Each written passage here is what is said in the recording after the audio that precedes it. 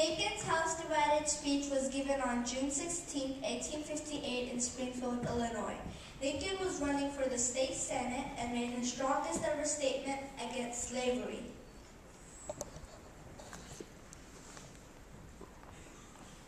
Mr. President, gentlemen of the convention, if we could just know where we are and whither we appear to be tending, we can all better judge of what to do and how to do it. We are now well into our 5th year since the policy was initiated, with the avowed object and confident purpose putting an end to slavery agitation. However, under the operation of that policy, that agitation has not only not ceased, but has constantly augmented. In my opinion, it will not cease until a crisis shall have been reached and passed. A house divided against itself cannot stand. I believe that this government cannot endure permanently have slave, have free. I do not expect the union to be dissolved. I do not expect the house to fall, but I do expect it will cease to be divided. It will become all one thing or all another. Either the opponents of slavery will arrest this further spread and place it where the public mind shall rest, in the belief that it is on a course of ultimate extinction, or its advocates shall press it forward until it shall become alike lawful in all the states, old as well as new, north as well as south. Have we no tendency to this latter condition? Our cause then must be entrusted to and conducted by its own undoubted friends, those whose hands are free and whose hearts are in the work, who do care for the result. 2 years ago, the Republicans of this nation mustered some 1,300,000 strong. We did this under a single impulse of resistance to a common danger, with every external circumstance against us. Of strange, discordant, even hostile elements, we gathered from the four winds. We fought the battle through under the constant hot fire of a hampered, round, disciplined army. Did we brave all then only to falter now? Now, when that same enemy is wavering, dissevered, and belligerent, the result is not doubtful. We shall not fail. If we stand firm, we shall not fail. Wise counsels may accelerate or mistakes delay, but sooner or later, the victory is sure to come.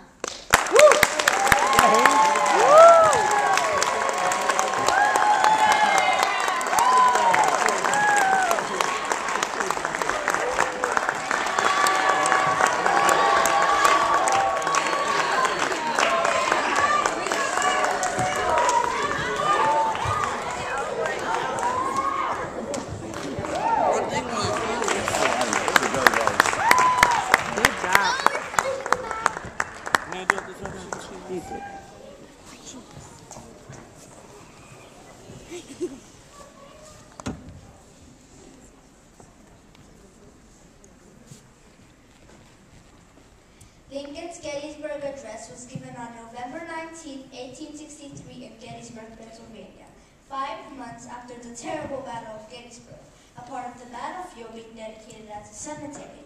Lincoln spoke his speech less than 3 minutes. 407 years ago, our fathers brought forth on this continent a new nation, conceived in liberty, and dedicated to the proposition that all men are created equal. Now we are engaged in a great civil war, testing whether that nation or any nation so conceived and so dedicated can long endure. We are back on a great battlefield of that war. We have come to dedicate a portion of that field as a final resting place for those who here against blacks that nation might live. It is also very fitting and proper that we should this.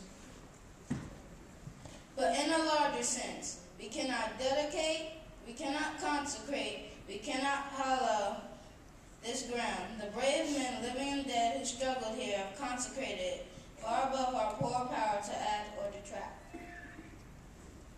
The world will little know, nor long remember what we say here, but it can never forget what they did here. It is for us, the living rather, to be dedicated here to the unfinished work which they who far here have thus far so nobly advanced.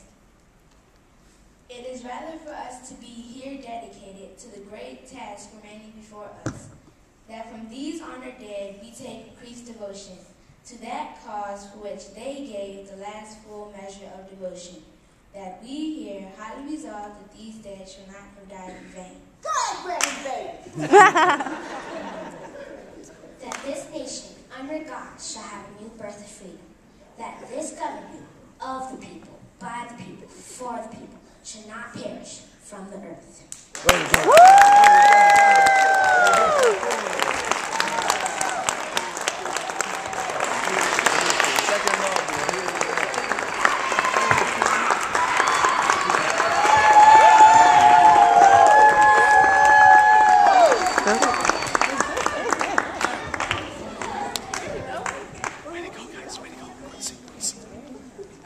It doesn't matter now. Go ahead.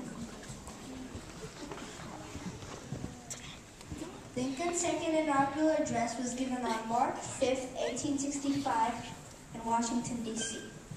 Lincoln was being elected for his second term as president. A month later, the Civil War ended, and Lincoln was assassinated this very day. At the second appearance to take the oath of the presidential office, there's less occasion for an extended address than there was at the first. Then, a statement, somewhat in detail, of the course to be pursued seemed fitting and proper. Now, at the expiration of 4 years, during which public declarations have been constantly called forth, on every point and phase of the great contest, which still absorbs the attention and engrosses the energies of the nation, little that is new can be presented. The progress of our arms, upon which all else chiefly depends, is as well known to the public as to myself, and it is, I trust, reasonably satisfactory and encouraging to all. With high hope for the future, no prediction in regard to it is ventured.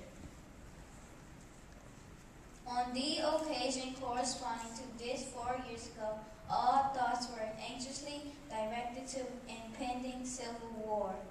All dreaded it, all sought to avert it. While the inaugural address was being delivered from this place, devoted altogether to saving the Union without war, urgent agents were in the city seeking to destroy it without war, seeking to dissolve the Union and divide effects by negotiation. Both parties deprecated war, but one of them would make war rather than let the nation survive, and the other would accept war rather than let it perish, and the war came. Fondly do we hope, fervently do we pray, that this mighty scourge of war may speedily pass away. Yet, if God wills that it continue until all the wealth piled by the bondsman's 250 years of unrequited toil shall be sunk, And until every drop of blood drawn with the lash shall be paid by another drawn with the sword, as was said 3,000 years ago, and so it must still be said. The judgments of the Lord are true and righteous altogether. with malice toward none, with charity for all, with firmness in the right as God gives us to see the right. Let us strive on to finish the work we are in, to bind up the nation's wounds, to care for him who shall have borne the battle, and for his widow and his orphan, to do all which may achieve and cherish a just and lasting peace among ourselves and with all nations.